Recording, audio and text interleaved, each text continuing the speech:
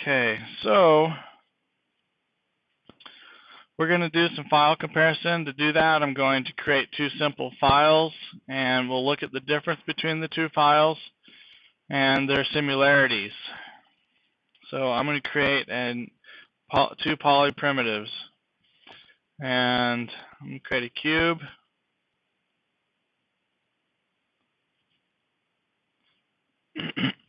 Okay, and I'm going to save this cube. I need to set my project first, so I can put it in the right place.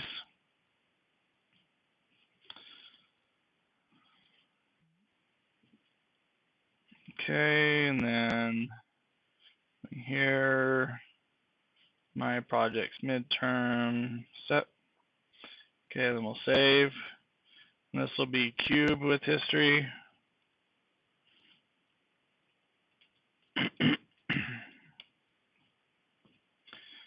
Okay, I'll save that.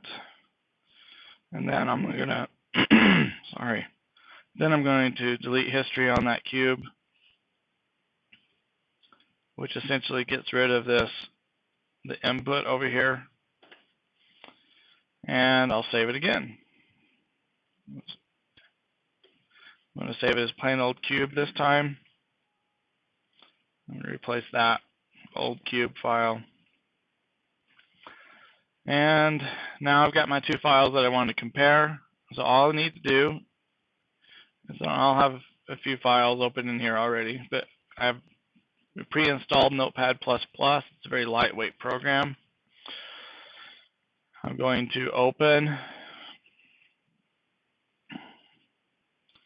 one of those files. So go to their location, midterm scenes, this cube with history, and cube. So I've opened them both. You can see right off the bat that I'm clicking between these two tabs, and there's hardly any difference at all. Yeah, the file name changes. Okay, I kind of want it to be that way. I want a simplified version of this compare. But if I go to plugins, compare, it's going to compare these last two files together. Okay, and I can scroll down over here with the scroll bars, and I can see what the difference is. And anywhere there's a difference, it shows me, well, this file has additional lines of code right here. Okay, all the green lines. Okay, and then it says on this file has these. This is a little bit confusing. It probably could be done better. But this file has these two lines that this one does not have. Okay. And it also has this file this line down here, line 201, that this file doesn't have. So let's look at the overall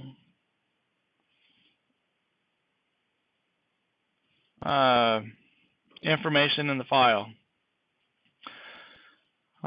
In both of these, what they have in common is, starting at the top, it has a list of their names. These are just comments. That's why it has the // It's required Maya 2014. You could change this if you needed to make it backwards compatible. Everywhere it says 2014, you would just change that to whatever version of Maya it is you want it to work on.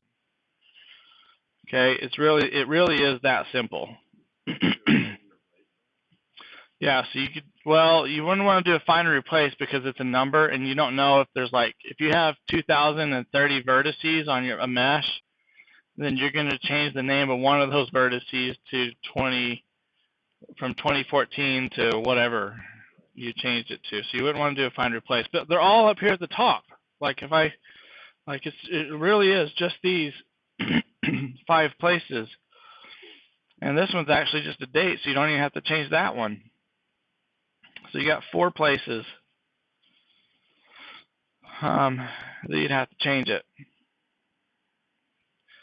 The catch is this is a 64-bit version of Maya, and you can't, and you actually, no, you could even change that to 32, or it would actually be x86 for the 32-bit version.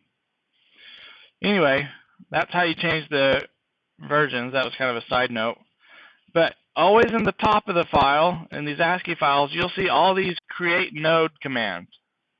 Okay, so it's create node transform called persp. Okay, what's that? That's our camera. It's our perspective camera. And here's the persp shape. Okay, well, that's the actual camera node that gives us a real camera. And then we got top shape, front shape, and they're all just these create nodes, side shape. And then we got P cube and P cube shape 1.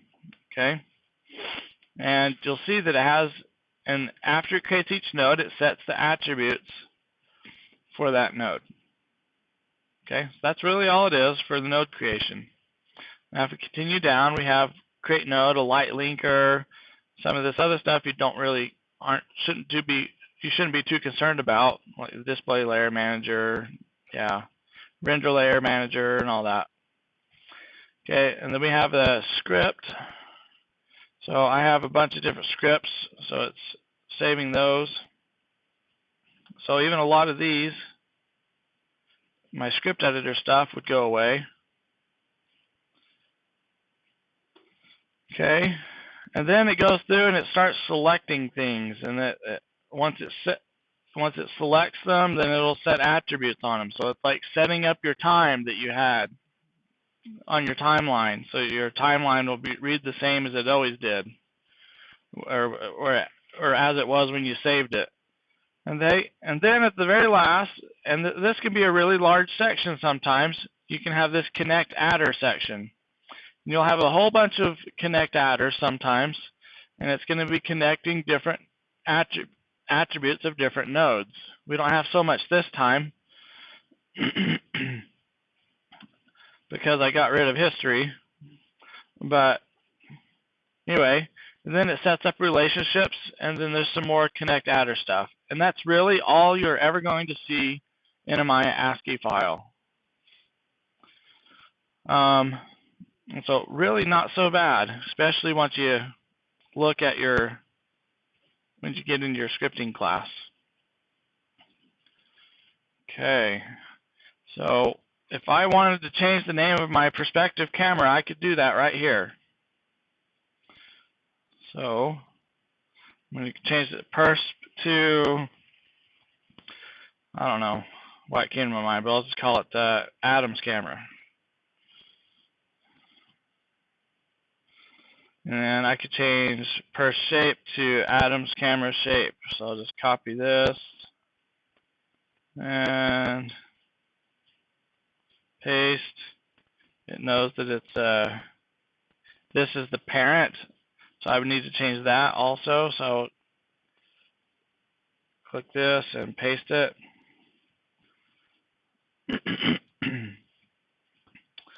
And let's see, we got the set adder type string. Yeah, we probably want to change all these. I'm just experimenting.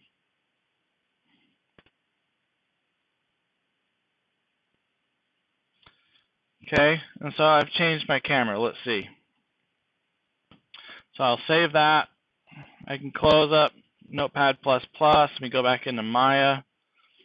And we'll go File, Open.